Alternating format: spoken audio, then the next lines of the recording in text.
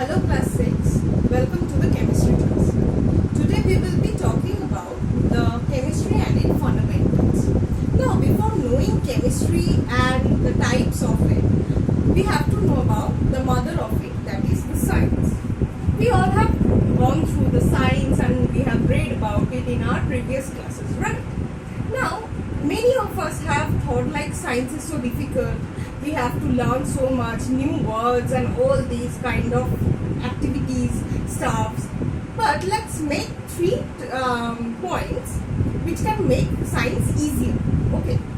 So first one is, when we are talking about science, there are many terms. The first thing.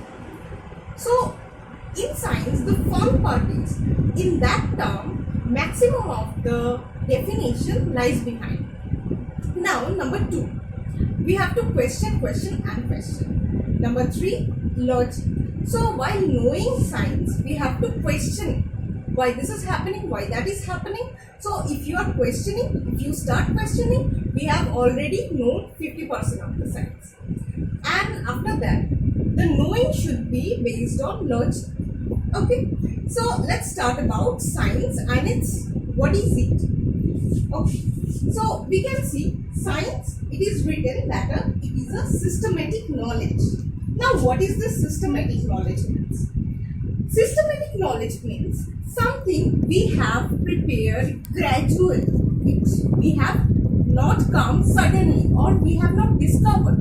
We have gained that knowledge in a systematic manner, means step by step, and by how we human have learned that systematic knowledge of gain that systematic knowledge by observation. Observation means, suppose we all know that Newton have discovered the law of gravity.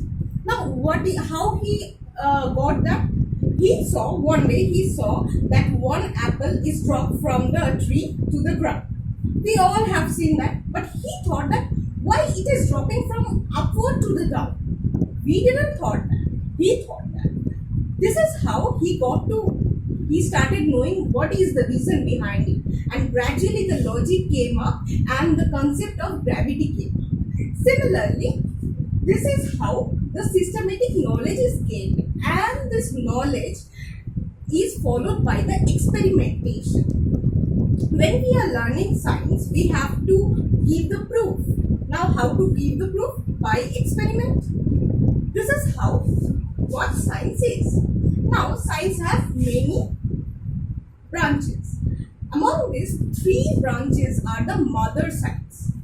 One is physics, another is chemistry, and one is biology. We will not talk about the physics and biology in our class, but we will talk about the chemistry. Now, what is this chemistry? Chemistry, when we are talking about it, chemistry means, nowadays whenever we can say, sometimes you will hear people saying, the chemistry between them is very good. What is the chemistry? The mixture, the reaction between 2 people, 2 things. It can be anything. So chemistry is all about reaction and how a thing is made up of. So chemistry, when we are talking about chemistry, suppose I am taking a food, I am preparing a food. It is based on that how the thing is made. What is the constituent? Constituent means component of the thing. The base thing of a big thing. Suppose this is a marker. Now, if I question what is the base, how it is made up of, then we will go in the bottom of this. This is how chemistry came. And then it came up with various reactions. We got to know chemistry more and more. Inside our body, there are various reactions. Biochemical procedures are going on. In the whole world, there are lots of reactions going on. For example, in our day-to-day life, you will see your mother going to cook food. When she is taking some that rice, but uncooked rice, you cannot ingest uncooked rice, right? So when you are ingesting, basically the thing you are ingesting is boiled and cooked. So how this cooking is happening? It is also chemistry. This is the reaction going on. but we don't pay attention in our day-to-day life. If you put view on that, you will get to know everywhere there are small chemistry are hidden. Okay, now chemistry is further divided into three parts. What is physical chemistry, organic and inorganic chemistry? What is this physical chemistry? Just now I said this is a marker. What is the basic fundamental thing of a marker? So how it is made up of, compositions, basic fundamental theme of a chemistry lies behind the physical chemistry. Then, after knowing the fundamental thing, we will know about the living world and non-living world. When we are dealing with the chemistry that deals with the living world, it comes under the organic chemistry, like the chemistry that is going inside our body, the chemistry that is inside the food, the chemistry that is inside the whole world, living world especially. Now, why the living world will have all the fun? Then inorganic chemistry came up, like the metals, then all this kind of, various kind of metals are there, not only metals, minerals are there, rocks, all these things in the world which don't have their own life. It deals with the inorganic chemistry. Now, in this world of science, there are many scientists. Now, what is the scientist means? Scientist means those person who are very much attached with science, who deals with these reactions and who are finding and inventing things every day-to-day life. Okay, so chemistry is a branch of science, and those who are dealing with it are called chemists generally. So science, those persons who are dealing with science, they are called scientists. There are many scientists in our world. Okay, in our book there is a list of scientists are given and what they have discovered. Those are the names of very important some scientists which we have to learn.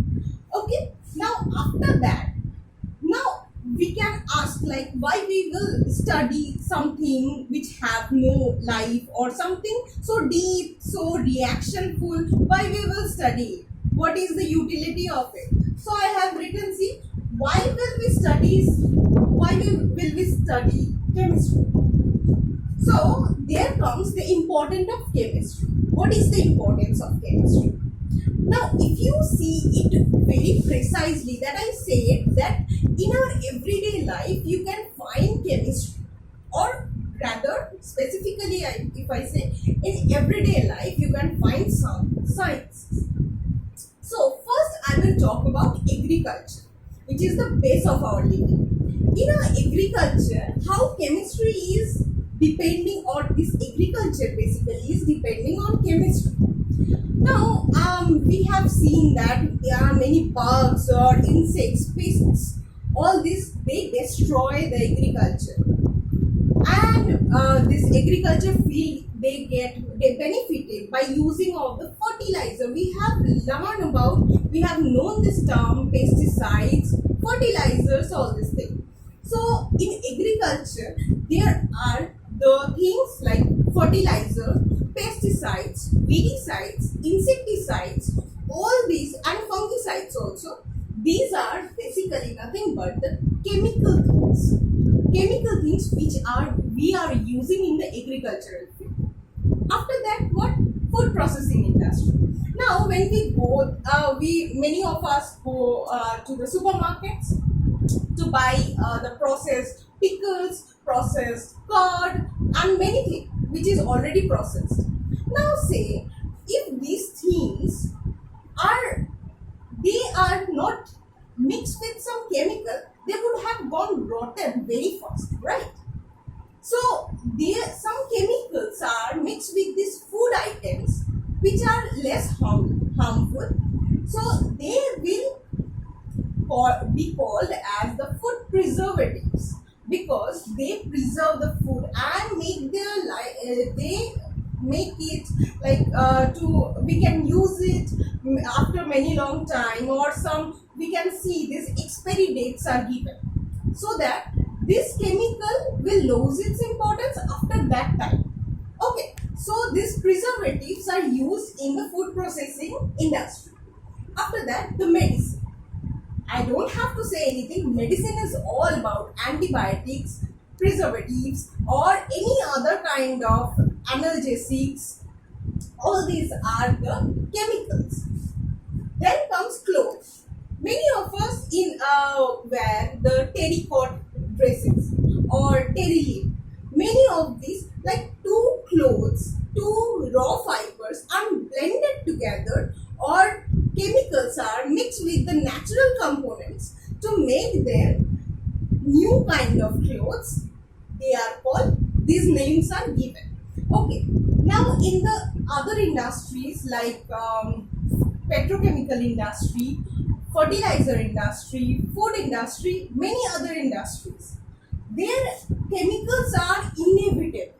Various kind of chemicals are used.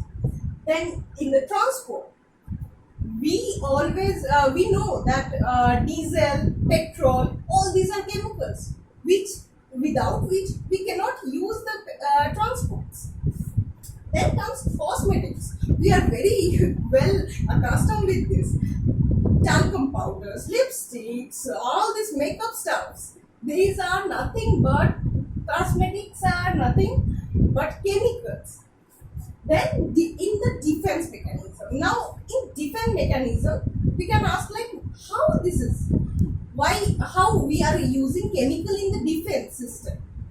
Now if we think a bit more in let's take a gun. We know we all have seen guns. What are guns? So guns are use some bullets, and those bullets contain gunpowders.